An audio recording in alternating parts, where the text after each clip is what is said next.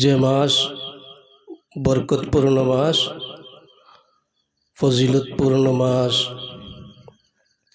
রহমতের মাস, যে মাস যখন আসে আল্লাহ রব্বুল আলামিন তার রহমতের ধার খুলে দেন এবং আল্লাহর প্রিয় বান্দা এবং বান্দিরা আল্লাহর রহমত প্রাপ্ত হন।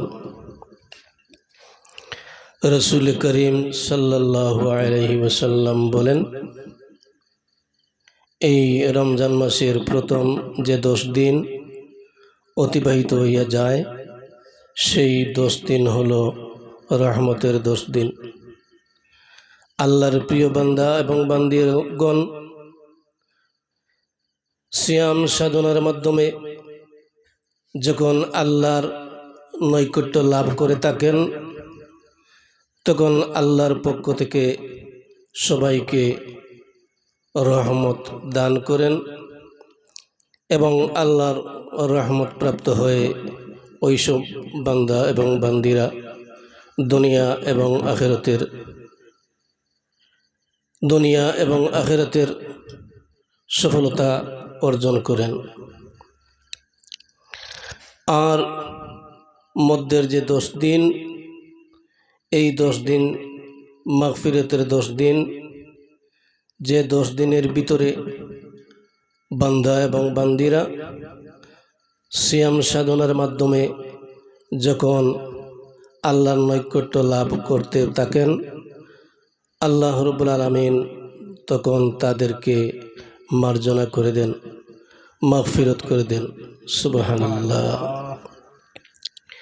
আর যখন শেষের 10 দিন আসে, এই সিয়াম সাধনার মাধ্যমে যখন আল্লাহর বান্দি ও বান্দাগণ সিয়াম সাধনার মাধ্যমে আল্লাহর নৈকট্য লাভ করে থাকেন আল্লাহ রাব্বুল আলামিন তখন তাদেরকে দুজখের যে আযাব, শাস্তির যে জায়গা, সেই শাস্তি থেকে আজাদ করে দেন।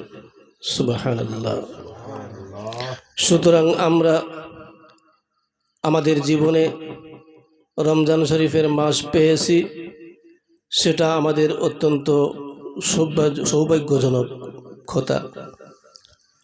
কারণ অনেক মানুষ একবার রমজান শরীফ পাওয়ার পর হয়তো আরেকবার রমজান শরীফ পাওয়ার সম্ভাবনা থাকে না। এর ভিতরে অনেক মানুষ দুনিয়া থেকে বিদায় নিতে হয়। তাই আমরা সৌভাগ্যবান, আল্লাহ রাব্বুল আলামিন আমাদেরকে এই রমজান শরীফ আমাদেরকে নসিব করেছেন।